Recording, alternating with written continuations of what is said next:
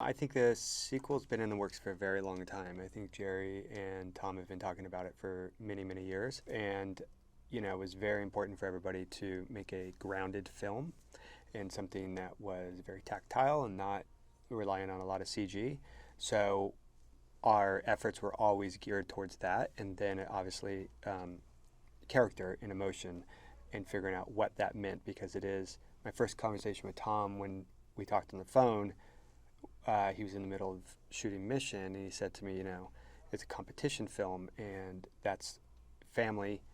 That's the emotion of it. It's about the characters. We have to remember that and stay true to the original. So that was very kind of, we knew what our pillars were as we were starting to write the script.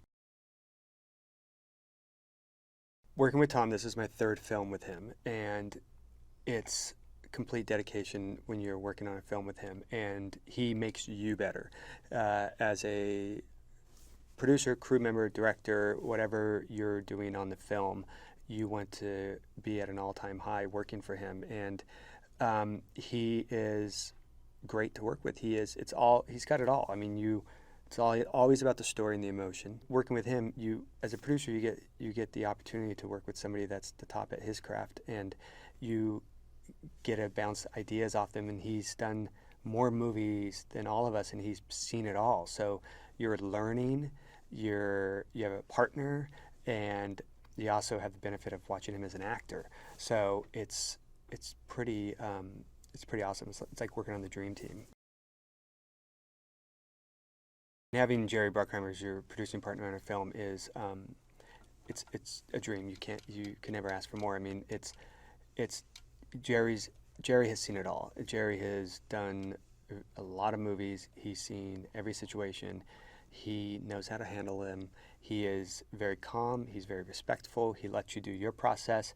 He will come in and talk to you, and when he's got his points, he'll let you know. But just having Jerry as a producing partner is like the best thing ever. So our cast training program was a long time in the making, and we learned a lot along the way. And Tom and I started having phone calls very early on, hours at a time, developing a program that eventually became our cast training program. I did not understand it. Joe did not understand it. Tom is an aviator. Tom understood flying. Tom understood the planes. Tom understood what the actors would be doing in the plane and how they would have to properly train to do what they needed to do in the plane. We interviewed them and told them exactly what things were going to be like, and explained to them what they would be feeling in the air.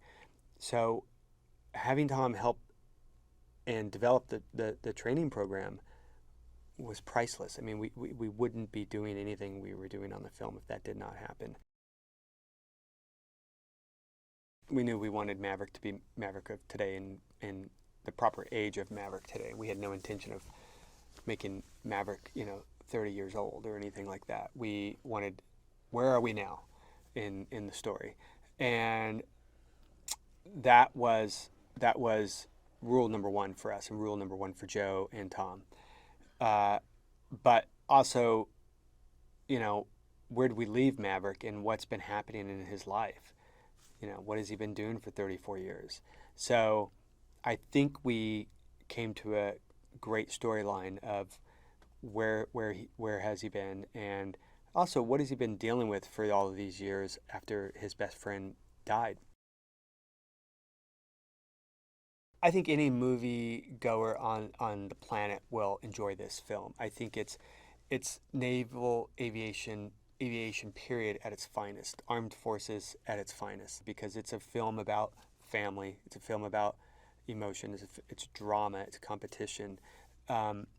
Those are the things that the through lines of the movie that's driving story, character. It's got a lot of great action. It's a lot of fun. It's a ride, but it's also a drama on the ground.